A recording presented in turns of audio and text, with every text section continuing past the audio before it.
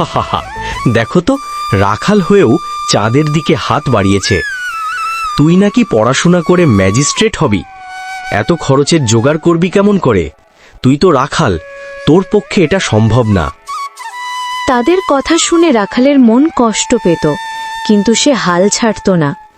ছাগল চড়ানোর ফাঁকে শুকনো কাঠি দিয়ে মাটিতে অক্ষর লিখে লিখে নিজেই শেখার চেষ্টা করত।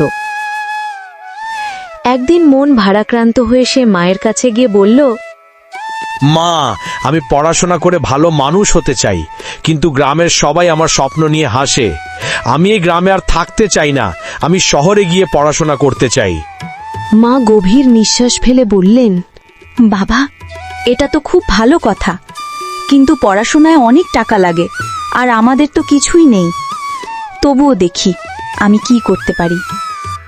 পরের দিন সকালে রাখালের মা পাশের গ্রামে গিয়ে তাদের ছাগল